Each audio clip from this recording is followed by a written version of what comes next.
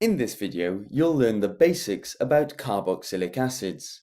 We will have a look at how carboxylic acids react and then explore the preparation of esters and their uses. Carboxylic acids are found widely in nature. Here are 3 examples. First up, methanoic acid. Methanoic acid is commonly called formic acid, from the Latin for ant, formica, as it is the compound red ants inject into their prey. It was first isolated by distilling red ants. Secondly, ethanoic acid. Ethanoic acid is commonly called acetic acid from the Latin acetum, meaning sour wine. This is because wine, which is a solution of ethanol, is oxidized in the air to ethanoic acid. Vinegar is a dilute solution of ethanoic, acetic acid.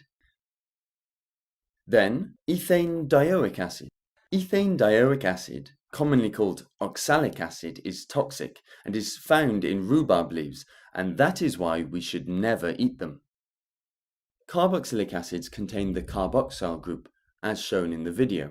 This is made up of a carbonyl group and a hydroxyl group.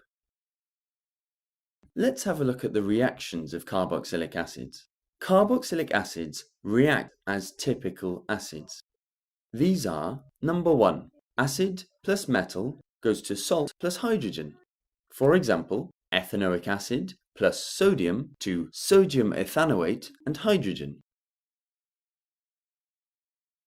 Number 2, acid and base goes to salt plus water. For example, ethanoic acid and sodium hydroxide become sodium ethanoate and water. And 3, acid plus carbonate go to salt plus carbon dioxide plus water. For example, ethanoic acid and sodium carbonate to sodium ethanoate, carbon dioxide and water. Carboxylic acids also give another important reaction called esterification. Here they react with alcohols to give an ester plus water. An example is ethanoic acid and ethanol to ethyl ethanoate and water. This is a reversible reaction, which can be seen from the directions of the 2 arrows shown.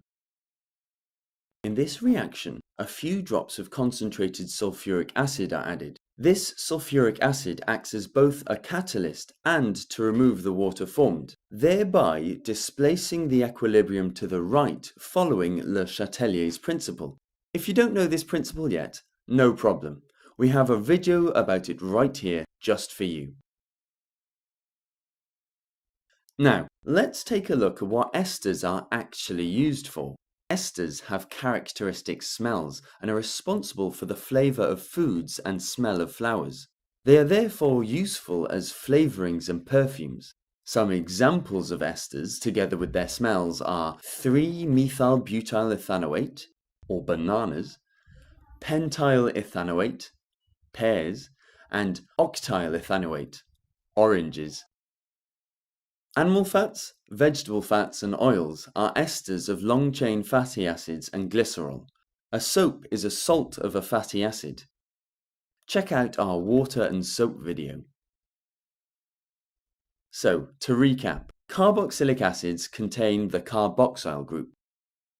They show the typical reactions of acid. With alcohols, they undergo esterification to produce esters, and esters are used in the catering and cosmetic industries.